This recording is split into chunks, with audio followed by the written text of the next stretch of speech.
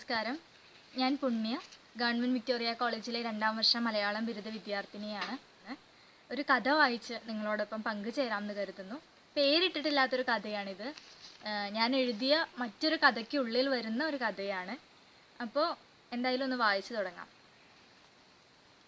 അങ്ങനെ മയോണ എന്ന ചുവന്ന മെലിഞ്ഞ ഗപ്പിമീനും അവളുടെ സഹതടവുകാരനും പിന്നീട് ഉമ്മയും ഉറക്കവും ഊണും പങ്കുവെച്ച് എല്ലാമായി മാറിയ ക്ലൈമോൻ എന്ന കറുത്ത് തടിച്ച മീനും അക്വേറിയത്തിൽ നിന്നും പുറത്തു ചാടാൻ തീരുമാനിച്ചു. കാലങ്ങളായി ഈ ചെറിയ ഉരുണ്ട അക്വേറിയത്തിലെ കരഞ്ഞും കലങ്ങിയുമുള്ള ജീവിതം അവരെ ശ്വാസം മുട്ടിക്കുന്നു. ദൂരെ എവിടെയോ നിന്ന് കടൽ മയോണ, ക്ലൈമോൻ എന്ന് നീട്ടി വിളിക്കുന്നത് അവർക്ക് എപ്പോഴും കേൾക്കാം. കടലിൻ്റെ അറ്റമില്ലാത്ത ആഴങ്ങളിലേക്ക് മുങ്ങാങ്കുഴിയിടാൻ, ഉറ്റവരുടെ തണുത്ത ഉമ്മകളിൽ പറ്റിപ്പിടിച്ചുറങ്ങാൻ, ആവോളം ശുദ്ധവായു ശ്വസിച്ച് കടലിലെ കാണാത്ത കൗതുകങ്ങളെ തേടി നീന്തി തുടിക്കാൻ അവർക്ക് വല്ലാത്ത കൊതി തോന്നി. അതെല്ലാം ഓർത്ത് മതിമറന്ന് മയോണ ക്ലൈമോനെ ചുംബിച്ചും കൊണ്ട് കുറേ നേരം അക്വേറിയത്തിൻ്റെ വക്കിലെങ്ങനെ അള്ളിപ്പിടിച്ചു നിന്നു, ടൈറ്റാനിക്കിലെ ജാക്കിനെയും റോസിനെയും പോലെ. പിന്നെ താഴേക്ക് ഒരൊറ്റ ചാട്ടം. എലിസബത്ത് ഇന്നലെ രാത്രി ഏറെ നേരം ഇരുന്ന് വരച്ചവസാനിപ്പിച്ച പച്ചക്കടലിൻ്റെ ആഴങ്ങളിലേക്ക്. അയ്യേ, പച്ചയാണത്രേ കടലിൻ്റെ നിറം, ക്ലൈമോൻ പരിഹസിച്ചു. മയോണ കുണുങ്ങിച്ചിരിച്ചു. അവർ പച്ചക്കടലിൽ നിന്നിറങ്ങി പതുക്കെ തുറന്നിട്ട വാതിലിലൂടെ മുറിക്ക് പുറത്തു കടന്നു. ആ വികൃതി പെണ്ണ് വന്നേക്കരുതേ എന്ന് രണ്ടാളും വാല് പുറകിലേക്ക് പൊക്കി പ്രാർത്ഥിച്ചു. ഭാഗ്യം, ആരുമില്ല. ഹാളിൽ എലിസബത്തിൻ്റെ അമ്മ ഹോട്ട്സ്റ്റാറിൽ സീരിയൽ കണ്ടുകൊണ്ടിരിക്കുകയാണ്. പുറത്ത് വലിയ ഇടിവെട്ടി മഴ പെയ്യാൻ തുടങ്ങുന്നത് അവരറിയുന്നതേയില്ല. അവരെ ശല്യപ്പെടുത്തേണ്ട എന്നു കരുതി ക്ലൈമോൻ മയോണയെ പുറത്തു കയറ്റി വലിയ ചാരുകസാരയുടെ പുറകിലേക്ക് മറഞ്ഞു. പെട്ടെന്നവിടെ 2 കാലുകൾ പ്രത്യക്ഷപ്പെട്ടു. കുറ്റിരോമങ്ങളുള്ള മണ്ണുപറ്റിയ പതിഞ്ഞ കാലുകൾ അവരെ ഭയപ്പെടുത്തി. അയാൾ പുറത്തേക്ക് ഊതിത്തള്ളുന്ന ബീഡിപ്പുക അവരെ ശ്വാസം മുട്ടിച്ചു. ചുമയ്ക്കാതിരിക്കാൻ മയോണ ഒരു കൈകൊണ്ട് തൻ്റെയും മറ്റേ കൈകൊണ്ട് ക്ലൈമോൻ്റെയും വായ പൊത്തിപ്പിടിച്ചു. അയാൾ അകത്തുപോയ തക്കത്തിന് അവർ മലർക്കെ തുറന്നു വെച്ച വലിയ വാതിലിലൂടെ വീടിന് പുറത്തു കടന്നു.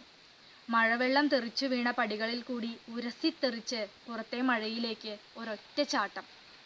ഹാ, സന്തോഷം സഹിക്കവയ്യാതെ മയോണ ക്ലൈമോനെ കെട്ടിപ്പിടിച്ച് പാട്ടുപാടി. മഴയിൽ നിന്നും കടലിലേക്ക് തോണി തുഴഞ്ഞ് പോയി. അയ്യോ, ആരേലും കേൾക്കും. ക്ലൈമോൻ ധൃതി കൂട്ടി മയോണയുടെ കൈ പിടിച്ച് മഴ പെയ്യുന്ന മണ്ണിലൂടെ ഗേറ്റിനു പുറത്തേക്ക് ഓടി. ഓടി ഓടി ഓടി തളർന്നു. ഇപ്പോൾ അവർ എലിസബത്തിൻ്റെ വീടിന് പുറത്താണ്. മഴയിൽ കുതിർന്നു നിൽക്കുന്ന ആ ചെറിയ വീട് ദൂരെയായി കാണാം. നിത്യേന രാവിലെ നമുക്ക് ഭക്ഷണം തരുന്ന, നമ്മളെ കൊഞ്ചിക്കുന്ന എലിസബത്ത് നമ്മളെ കാണാതെ കരയുമോ മയോണ? ക്ലൈമോൻ ഒരു മാത്ര ചോദിച്ചുപോയി. അവർ കുറച്ചു സമയം മുഖത്തോട് മുഖം നോക്കി നിന്നു. പിന്നെ ഒരൊറ്റ പൊട്ടിച്ചിരി. ചിരി അവസാനിക്കും മുൻപേ മയോണ ക്ലൈമോൻ്റെ കയ്യും പിടിച്ച് ഓടിക്കൊണ്ടിരിക്കുന്ന ഓട്ടോറിക്ഷയിലേക്ക് ചാടിക്കയറി. ഡ്രൈവർ ഒന്നും അറിയാതെ വേഗത്തിൽ വണ്ടി ഓടിക്കുകയാണ്.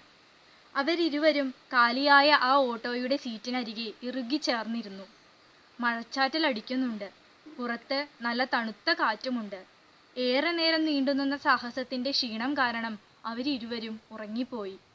എത്ര നേരം ഉറങ്ങിയെന്നറിയില്ല. എന്തോ ദുസ്വപ്നം കണ്ട് ആദ്യം ഞെട്ടിയെഴുന്നേറ്റത് ക്ലൈമോനാണ്. ഓട്ടോ നിർത്തിയിട്ടിരിക്കുന്നു. അവൻ മെല്ലെ പുറത്തേക്ക് എത്തി നോക്കി. മുന്നിലെ കാഴ്ച കണ്ട് അവൻ കോരിത്തരിച്ചു. 2 കണ്ണുകളിലും ഓരോ സൂര്യനുദിച്ചു. ആഹ്ലാദം അടക്കി പിടിച്ച് ക്ലൈമോൻ കൂർക്കം വലിച്ചുറങ്ങുന്ന മയോണയെ തട്ടി വിളിച്ചു. മയോണ കണ്ണു തിരുമ്മി എഴുന്നേറ്റു. പുറത്തേക്ക് നോക്കി. അതാ അവരുടെ തൊട്ടുമുന്നിൽ വലിയ തിരമാലകൾ ഓരോന്നായി അവർക്കടുത്തേക്ക് പാഞ്ഞു വരുന്നു. തിരിച്ചു പോകുന്നു. വീണ്ടും വീണ്ടും തിരമാലകൾ. സംശയമില്ല, കടലാണ് അവരുടെ തൊട്ടുമുന്നിൽ നീണ്ടു നിവർന്നു കിടക്കുന്നത്. അത് അവരുടെ സ്വപ്നമാണ്. അവരിരുവരും പരസ്പരം മറന്ന് ഒരേ സമയം കരയുകയും ചിരിക്കുകയും ചെയ്തു. മയോണ, ക്ലൈമോൻ, വരിൻ മക്കളെ, കടൽ വിളിച്ചു. മയോണ ക്ലൈമോൻ്റെ ഇടത്തെ കൈ ഇറുക്കി പിടിച്ച് ഓട്ടോയിൽ നിന്ന് ചാടിയിറങ്ങി കടൽ ലക്ഷ്യമാക്കി ഓടി. ബ്ലും! വലിയൊരു ശബ്ദം കേട്ട് ക്ലൈമോൻ കണ്ണു തുറന്നു. ചുറ്റിലും നോക്കി. എവിടെ? കടൽ എവിടെ? മയോണ അക്വേറിയത്തിലേക്ക് തെറിച്ചു വീണ എന്തോ സാധനത്തിന് ചുറ്റും മണത്തു നടക്കുകയാണ്. ക്ലൈമോൺ എന്താണ് സംഭവിക്കുന്നതെന്നറിയാതെ പരിഭ്രമിച്ചു. ആ പെണ്ണ് നമ്മളെ ദ്രോഹിക്കാൻ ഒരു കല്ലിട്ടതാ ഇതിനകത്തേക്ക്. ഉറങ്ങിയതൊക്കെ മതി ക്ലൈമോനെ, ഇന്ന് നമുക്ക് പുറത്തു ചാടേണ്ട ദിവസമാണ്.